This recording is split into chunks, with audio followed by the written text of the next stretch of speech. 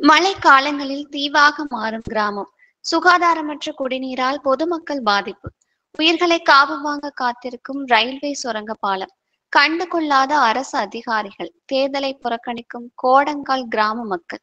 அரசு அதிகாரிகளை கண்டித்து ஊரில் கருப்பு கொடி ஏற்றி எதிர்ப்பு. ரயில்வே பாலத்துக்கு இருந்து ஊருக்குள்ள இருந்து வெளியே போக முடியல. ரயில்வே பாலத்தில் ஒரு குறைஞ்சது 12 அடி தண்ணி கட்டிக்கிடுது. அதனால் இங்கேருந்து அந்த பக்கம் போக முடியல, அந்த பக்கம் இருந்து எங்களுக்கு இந்த பக்கம் வர முடியல.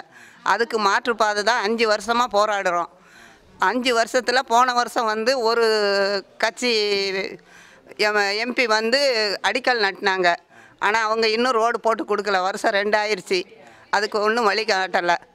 அந்த பாதையும் இல்லாமல் ஒரு தனியார் ஆள்கிட்ட கெஞ்சி பாதை கேட்டு இப்போ தற்போதைக்கு நடக்கும். அவர் என்றைக்கு மூடினாலும் நாங்கள் தீவுக்குள்ளே தான் இருக்கணும். அதனால் இத்தனை பேர் கேட்க வேண்டியது வந்து எங்களுக்கு ரோடு மெயின். அடுத்து தண்ணி வாட்டர் டேங்கு கழுவி எவ்வளோ காலமோ எங்களுக்கெல்லாம் தெரியாது. அது கவர்மெண்ட்டு தான் தெரியும். கோரிக்கை எடுக்கணும். சிவலப்பரி தண்ணி வேணும். அடுத்து எங்களுக்கு பிள்ளைகளை கொண்டு போய் அங்கே ரோட்டில் போய் நின்னாலும் கூட நிற்க நிழல் இல்லை. பஸ் ஸ்டாண்டு வேணும். இந்த 4 கோரிக்கையும் எங்களுக்கு மெயின் வேணும். ரோடு மெயின் வேணும். இந்த 4 கோரிக்கைக்கு தான் நாங்கள் இவ்வளோ போராடுதோம். இதுக்கு முடிவு எடுத்தால் தான் நாங்கள் எங்கள் ஊர்லேருந்து ஓட்டு போடுவோம். இல்லைன்னா ஓட்டு புறக்கணிக்கத்தான் போகிறோம். இதுதான் எங்களால் முடிவு.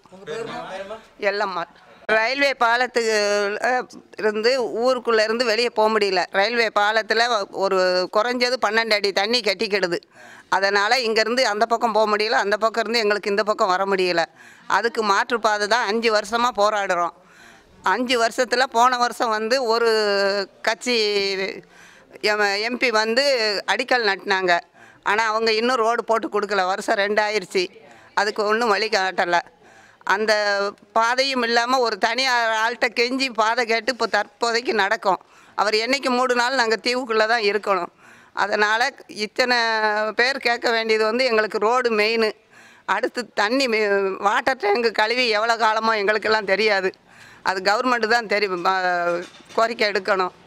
சிவலப்பரி தண்ணி வேணும். அடுத்து எங்களுக்கு பிள்ளைகளை கொண்டு போய் அங்கே ரோட்டில் போய் நின்னாலும் கூட நிற்க நிழல் இல்லை. பஸ் ஸ்டாண்டு வேணும். இந்த 4 கோரிக்கையும் எங்களுக்கு மெயின் வேணும். ரோடு மெயின் வேணும்.